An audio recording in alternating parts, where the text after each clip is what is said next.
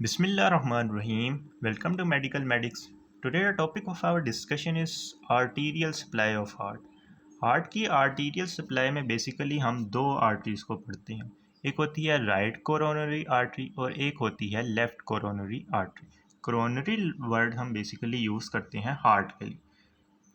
अब इस वीडियो में हम देखेंगे कि जो आर्टरीज होती हैं right coronary artery, left coronary artery, ये बेसिकली ओरिजिनेट कहाँ से करती हैं, यानी हम इसकी पोजीशन को देखेंगे। उसके अलावा हम इसके कोर्स को देखेंगे, इसकी ब्रांचेस को देखेंगे, फिर आखिर पे हम एरियाज ऑफ डिस्ट्रीब्यूशन को देखेंगे।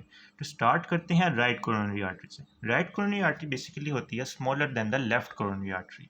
It arises from the anterior aortic sinus of the ascending aorta. Ascending aorta की रूट पे कुछ डायलेशंस प्रेजेंट होती हैं जिनको हम बोलते हैं एओर्टिक साइनसिस। अब इस एओर्टिक साइनसिस बेसिकली तीन होती हैं। एक होती है एंटीरियर एओर्टिक साइनस, एक होती है लेफ्ट पोस्टीरियर एओर्टिक साइनस और एक होती है राइट पोस्टीरियर एओर्टिक साइनस। हम इसको डायग्राम से समझ लेते हैं। तो ये हमारे पास डायग्राम है। इस डायग्राम में हम देख सकते हैं कि असेंडिंग एओर्टा की रूट पे कुछ डायलेशंस प्रेजेंट होती हैं, इनको हम बोलते हैं एओर्टिक साइनसिस। एक है एंटीरियर साइड पर जिसको हम बोलते हैं एंटीरियर एओर्टिक साइनस। उसके अलावा पोस्टीरियरली दो लाए कर रहे होते हैं, एक होती है लेफ्ट पोस्टीरियर एओर्टिक साइनस और एक होती है राइट पोस्टीरियर एओर्टिक साइनस। अब इस डायग्राम में हम क्लियरली देख सकते हैं कि एंटीरियर एओर्टिक साइनस से जो आर्टरी ओरिजिनेट कर रही होती है उसे हम बोलते हैं राइट कोरोनरी आर्टरी। उसके अलावा जो लेफ्ट पोस्टीरियर एओर्टिक साइनस होता है उस उधर से जो आर्टरी ओरिजिनेट कर रही होती है उसे हम बोलते हैं लेफ्ट कोरोनरी आर्टरी। अब हम इन आर्टरी राइट कोरोनरी आर्टरी के कोर्स को समझ लेते हैं। कोर्स को समझने के लिए ये वाली डायग्राम है। अब इस डायग्राम में हम देख सकते हैं कि ये हार्ट की राइट साइड है, ये लेफ्ट साइड है, यानी ये sterno coastal surface of heart है, यानी ये एंटीरियर सरफेस ऑफ हार्ट को दिखाया गया। इस डायग्राम में हम देख सकते हैं कि ये जो स्ट्रक्चर है ये है राइट कोरोनरी आर्टरी। उसके अलावा ये लेफ्ट साइड पर है लेफ्ट कोरोनरी आर्टरी। सबसे पहले हम बात करें हैं राइट कोरोनरी आर्टरी की स्टर्नल कोस्टल सरफेस पर। सबसे पहले हम देख सकते हैं कि एंटीरियर एओर्टिक साइनस से ये ओरिजिनेट हुई। एंटीरियर एओर्टिक साइनस से ओरिजिनेट करने के बाद ये फॉरवर्ड रन करी, यानी आगे की तरफ आ रही है और आगे की तरफ आ रही है और राइट साइड की तरफ जा रही है। राइट साइड की तरफ जाके ये रूट ऑफ पल्मोनरी ट्रंक, ये है रूट ऑफ पल्मोनरी ट्रंक और इसकी ये रूट है।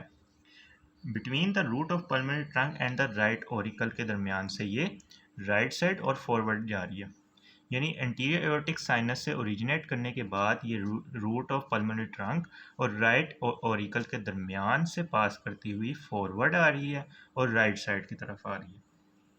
ठीक होगी बात। उसके अलावा उसके बाद ये नीचे डाउनवर्ड रन्स करती है to the anterior coronary sulcus. Anterior coronary sulcus के एंटीरियर एओर्टिक सल्कस के अंदर से ये पास करती हुई जाती है यहाँ पे। अब ये कौन सा पॉइंट है जहाँ पे जंक्शन होता है राइट और इंफीरियर बॉर्डर का, यानी ये डाउनवर्ड रन करने के बाद जो राइट बॉर्डर और इंफीरियर बॉर्डर ऑफ हार्ट होता है उसके जंक्शन तक ये डाउनवर्ड रन करती है। डाउनवर्ड रन करने के बाद ये इंफीरियर एस्पेक्ट पर क्या करती है, वाइंड हो जाती है। अब इंफीरियर एस्पेक्ट पर वाइंड होने के बाद ये पोस्टीरियर या फिर डायफ्राग्मेटिक सरफेस पर आ जाती है। डायफ्राग्मेटिक सरफेस के आने के बाद हम इसको दूसरी डायग्राम से देख लेते हैं। अच्छा, अब इस डायग्राम में हमें डायफ्राग्मेटिक सरफेस ऑफ हार्ट को दिखाया गया है जिसमें ये राइट साइड है और ये लेफ्ट साइड है, क्योंकि हमने उसको इन्वर्ट कर दिया। अब इन्वर्ट करने के बाद हम देख सकते हैं कि जब उसने वाइंड किया था at the junction of right and inferior border, तो उस वाइंड के बाद ये कहाँ पे आ गई, इस वाइंड के बाद ये आ गई पोस्टीरियर कोरोनरी सल्कस के पोस्टीरियर कोरोनरी सल्कस के अंदर। अब पोस्टीरियर कोरोनरी सल्कस में आने के बाद ये एक ब्रांच देती है जिसको हम बोलते हैं पोस्टीरियर इंटरवेंट्रिकुलर ब्रांच, यानी ये पोस्टीरियर इंटरवेंट्रिकुलर ग्रूव के अंदर से पास करती है और यही होती है इसकी टर्मिनेशन ब्रांच। तो ये हमने बात कर ली राइट कोरोनरी आर्टरी के कोर्स के बारे में। अब हम इसको थ्योरी से भी देख लेते हैं कि it first passes forward and to the right to emerge on the surface of heart between the root of the pulmonary trunk and the right auricle. Root of pulmonary trunk and right auricle. then run downward in the right anterior coronary sulcus to the junction of the right and inferior border of the heart. Right anterior coronary circus में से ये पास करती है, पास करके ये downward जाती है up to the level of junction of right and inferior border of heart. It winds around the inferior border to reach the diaphragmatic surface of the heart. ये वाइंड करती है inferior border पर, फिर reach करती है diaphragmatic surface of heart. Here it runs backward and to the left in the posterior coronary sulcus to reach the posterior interventricular groove. Posterior interventricular groove के अंदर जाती है. This one is the posterior interventricular groove. इसके अंदर जाके ये termination branch देती है. It terminates by anastomosing with the circumflex branch of the left coronary artery at the crux. जो crux होता है जहाँ पे basically posterior interventricular, posterior coronary, posterior left coronary, posterior right coronary का meeting point हो रहा होता है, उसे हम बोलते हैं crux. crux के लेवल पर ये terminate हो जाती है by anastomosing with the circumflex branch of the left coronary artery. तो ये हमने बात कर ली course of right coronary artery के बारे में. अब कोर्स को समझने के लिए हम 3D डायग्राम भी देख लेते हैं. ये बेसिकली होती है sterno coastal surface of heart, जिसमें ये जो आर्टरी जा रही है ये बेसिकली होती है राइट कोरोनरी आर्टरी. अब राइट कोरोनरी आर्टरी को इस डायग्राम में हम क्लियरली देख सकते हैं कि जो असेंडिंग एओर्टा होता है वहाँ से एंटीरियर एओर्टिक साइनस से ये ओरिजिनेट कर रही है. अब एंटीरियर एओर्टिक साइनस से ओरिजिनेट करने के बाद ये रन करती है forwards and to the right side, forward and between the root of the pulmonary trunk and the right auricle. Root of pulmonary trunk और राइट ऑरिकल के दरमियान से ये फॉरवर्ड और राइट साइड पे मूव करती है into the anterior right anterior coronary sulcus. Downward run करते हुए ये आती है at the junction of right and inferior border of the heart. अब उसके बाद जो इंफीरियर बॉर्डर होता है हार्ट का वहाँ पे ये वाइंड करती है to reach the diaphragmatic surface. This one is the diaphragmatic surface of heart. अब डायफ्रैग्मेटिक सरफेस पे आने के बाद ये जो आर्टरी है ये आर्टरी होती है राइट कोरोनरी आर्टरी. अब ये कहाँ पे रन कर रही है? ये बेसिकली रन कर रही है राइट पोस्टीरियर कोरोनरी सल्कस में से. अब राइट पोस्टीरियर कोरोनरी सल्कस के लेवल पर ये रन करती हुई आती है एट द क्रक्स.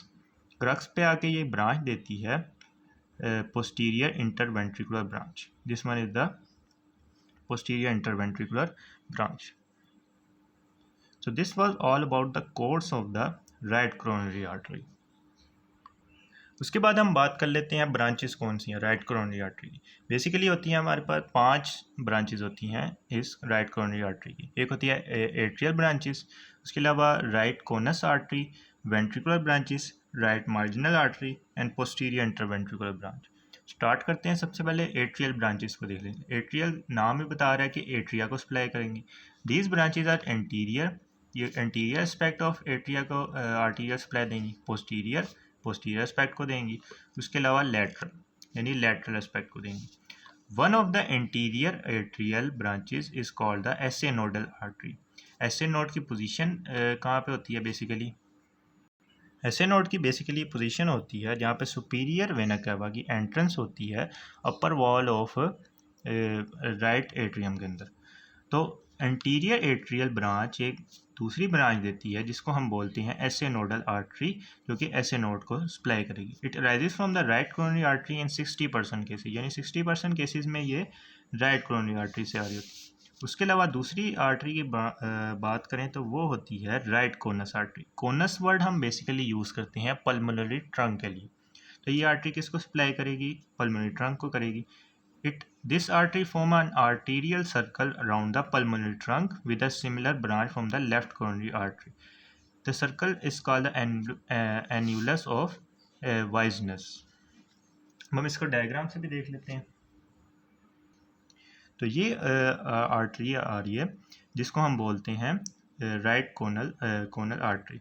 ये इस डायग्राम में हम देख सकते हैं कि ये एक सर्कल बना रही है पल्मोनरी ट्रंक के रूट के इर्द गिर्द with the left coronary artery की कोनल ब्रांच के साथ. उसके अलावा इस डायग्राम में हम देख सकते हैं कि एट्रियल ब्रांचेस भी होती हैं। अब ये जो एट्रियल ब्रांच है जिसको हम बोलते हैं एंटीरियर एट्रियल ब्रांच, ये इसमें से एक ब्रांच निकलती है जिसको हम बोलते हैं ब्रांच टू एसए नोड। इसके अलावा हम देख सकते हैं कि नीचे आने के बाद ये एक ब्रांच देती है जिसको कहते हैं मार्जिनल ब्रांच। मार्जिनल क्यों? क्योंकि ये जो इन्फीरियर मार्जिन होता है वहाँ पे रन कर रही होती है।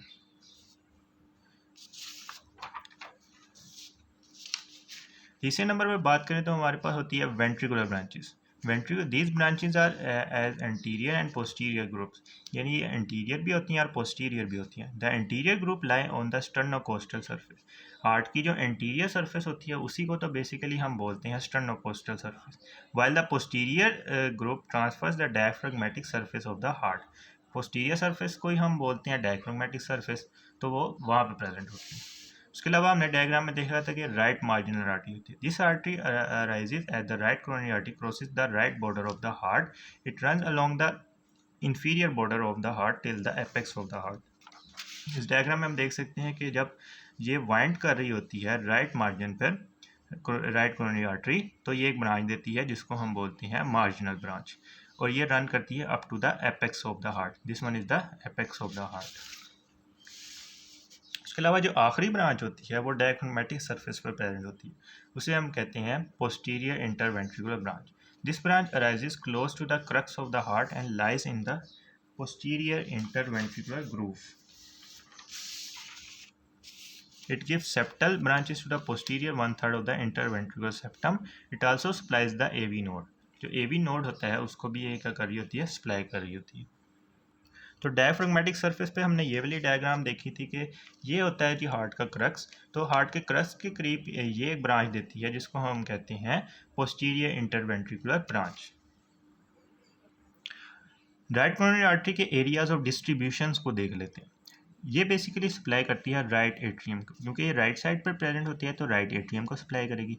अब वेंट्रिकल्स कौन कौन से होते हैं? Ventricle basically right and left होते हैं, तो जो ग्रेटर पार्ट होता है राइट वेंट्रिकल का उसको ये सप्लाई कर रही होती है, except the area adjoining the anterior interventricular groove. यानी जो एंटीरियर इंटरवेंट्रिकुलर ग्रूव होता है दो वेंट्रिकल के दरमियान, उसका जो एडजॉइनिंग पार्ट होता है उसके अलावा राइट वेंट्रिकल को ये सप्लाई कर रही होती है। उसके अलावा posterior 1/3 part of the interventricular septum, जो इंटरवेंट्रिकुलर सेप्टम होता है उसके पोस्टीरियर 1/3 पार्ट को सप्लाई कर रही होती है। उसके अलावा whole of the conducting system of the heart, यानी एसए नोड और AV node, except the part of the left branch of the AV bundle, यानी जो एवी बंडल की जो लेफ्ट ब्रांच होती है उसके अलावा whole of the conducting system को ये क्या करती है, आर्टीरियर सप्लाई दे रही होती है। The SA node is supplied by the left coronary artery in about 40% of cases, यानी 60% में SA node को arterial supply मिल रही होती है right coronary artery से, और 40% केसेस में मिल रही होती है left coronary artery से। तो ये हमने बात कर ली right coronary artery के बारे में। अच्छा, अब जो लेफ्ट कोरोनरी आर्टरी होती है वो हम इंशाल्लाह नेक्स्ट पार्ट की वीडियो के अंदर डिस्कस करेंगे। If you like this video then kindly share it with your friends and subscribe to my channel.